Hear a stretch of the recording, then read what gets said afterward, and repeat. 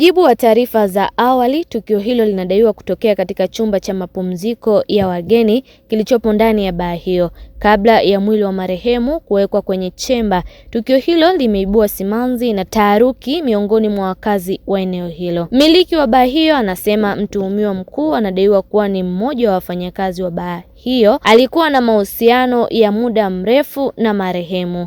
Na siku hiyo tukio limetokea ilikuwa ni usiku wa kuamkia Jumamosi. Si hatujui chochote, maana kwa mbele ni sehemu za starehe, nyuma ni room za kulala wageni. Nilipopewa taarifa juzi na kijana mmoja kwamba kuna taarifa iko hivi, mtu anaomba ushauri, amefanya uharibifu, amegombana na mpenzi wake na amefariki. Hivi mmeangalia katika mazingira yote hamna maiti kwa nyuma? Si tukamwambia huyo Ima, wewe nani kakwambia? Akamwambia ameniambia muhusika mwenyewe Jacob kwamba kuna issue imetokea, nimefanya, naomba ushauri. Si ndipo tukaanza kupeleleza sasa hiyo style iliyotokea.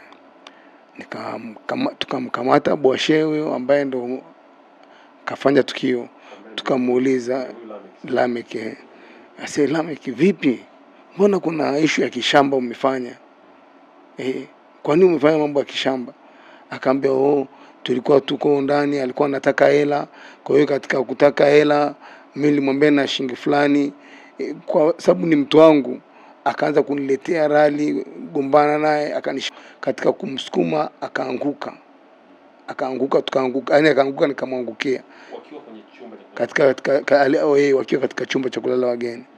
Kwa hiyo sisi kupata taarifa za huko nyumba ya kulala wageni, pakiwa na wageni, tunakuwa tuna security yetu kwamba room zina wageni kwa ajili ya ulinzi. Lakini room ile ilikuwa imeshatoka mtu ni kufanyia usafi, yeye akaingia tu direct kwa sababu mkuta chumba kiko kimeshatumika. Ni kijana wetu wa usafi, tunamjua ni vituko vingi, lakini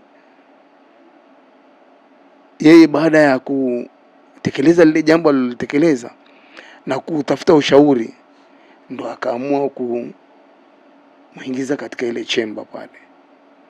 Kumuingiza katika ile chemba, mekumbana, akakubali. Sisi jambo la kwanza ikabidi tuombe msaada polisi. Tukawasiliana na polisi, haikupita dakika 10 polisi wakafika kutosha, wakaja wakamtoa marehemu, wakaondoka naye. Kwa hiyo watu wanapohusisha na tukio hili ni kama hawajui kinachoendelea. Kule ni nyuma, na sisi mara nyingi tuko katika eneo la starehe kwa ajili ya security, kuangalia, kuhudumiwa kwa wateja, mambo ni mengi. Naye dada wa marehemu amesema alianza kumtafuta Husna baada ya kupokea taarifa kutoka kwa majirani kuwa hawajamuona kwa muda. Familia marehemu imezitaka mamlaka husika kuhakikisha uchunguzi wa kina unafanyika ili ukweli ubainike na haki itendeke. Nilivyohadisiwa mimi kwamba alikuwa na ugomvi na mfanya usafi wa hapo. Baada ya hapo sijui kusukumana, sasa sielewi, ndo alimsukuma akawa amekufa, sijui alizimia tu. Mimi habari za chemba nilikuwa sijazijua. Yetu, yaani mwenyekiti pamoja na wajumbe wake wote wanasimamia ulinzi na usalama kwenye mitaa. Ndio maana tulivyopata taarifa za huyu ndugu yetu, tunataka kujua haki yake. Wakati huo jeshi la polisi linaendelea na uchunguzi wa tukio hilo na limeeleza kuwa hatua za kisheria zitachukuliwa dhidi ya yeyote atakayebainika kuhusika. Nikiripoti kutoka Arusha, langu jina ni Irene Morgan na hii ni Crown Media. Tupo mwaka wa mbele. Imewashika.